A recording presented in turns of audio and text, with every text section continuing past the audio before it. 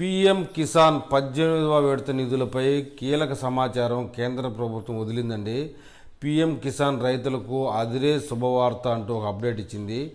మళ్ళీ డబ్బులు వస్తున్నాయి.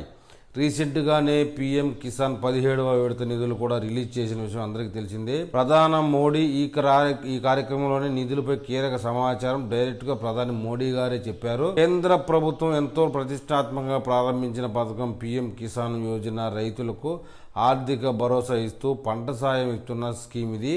ఈ పథకం ద్వారా దేశంలోని కోట్లాది మంది రైతులు నేరుగా లబ్ధి పొందుతున్న విషయం అందరికీ తెలిసిందే. 2019 ఫిబ్రవరిలో ఈ పథకాన్ని అమలులోకి తీసుకొచ్చి రైతులకు పంట సాయంగా సంవత్సరానికి 6,000 రూపాయలు ఇస్తున్న విషయం అందరికీ తెలిసిందే.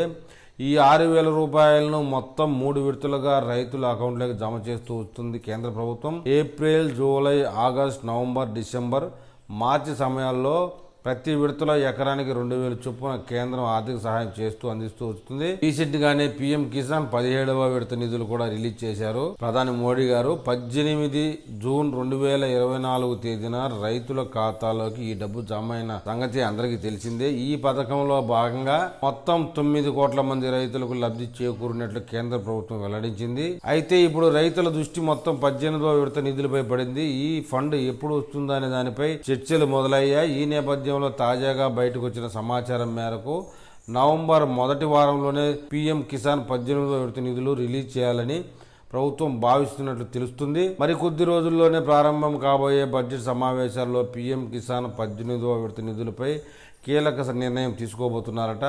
రైతులకు అందించే ఈ సాయాన్ని ఏమాత్రం ఆలస్యం చేయకుండా సకాలంలో చెల్లించేలా అన్ని ఏర్పాట్లు చేస్తున్నారట. కాగా పీఎం కిసాన్ యోజన డబ్బు అందుకోవాలంటే రైతులు ఖచ్చితంగా పూర్తి చేయాల్సిన ముఖ్యమైన పని ఈ కేవైసీ.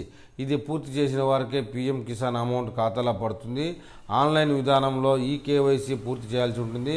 అంతేకాదు మీ బ్యాంక్ ఖాతా ఆధార్ లింక్తో కూడా లింకప్ అయి ఉండాలండి. పీఎం కిసాన్ ఈవైసీ కోసం అధికారిక పోర్టల్ pmkisan.gov.in లోకి వెళ్ళి ఫార్మట్ కార్నర్లో ఉన్న న్యూ ఫార్మర్ రిజిస్ట్రేషన్పై క్లిక్ చేయండి. అక్కడ మీ ఆధార్ నెంబర్, ఫోన్ నెంబర్, భూమికి సంబంధించిన వివరాలతో పూర్తి సమాచారాన్ని ఎంటర్ చేయండి.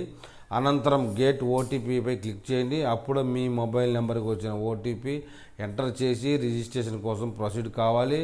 బ్యాంక్ అకౌంట్ వివరాలు సరిగ్గా ఎంటర్ చేయాలి. అలాగే మీ వ్యక్తిగత వివరాలు ఆధార్లో ఉన్నట్లుగా తప్పులు లేకుండా ఎంటర్ చేయాలి.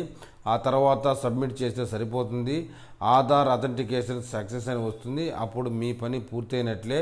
పీఎం కిసాన్ 18వ విడత నిధులు మీ అకౌంట్లో పడడానికి అన్నిటికీ ఛాన్స్ ఉంటుందండి. ఇలాంటి ఏదైనా ఆధార్లో కేవైసీలో తప్పులుంటే మటుకు అకౌంట్లో పడే ఛాన్స్ ఉండదు. కాబట్టి మీరు త్వరితగతిన కేవైసీ ఏదైనా పెండింగ్ ఉంటే పూర్తి చేసుకోవాలని కేంద్ర ప్రభుత్వం వారు విన్నవిస్తున్నారు.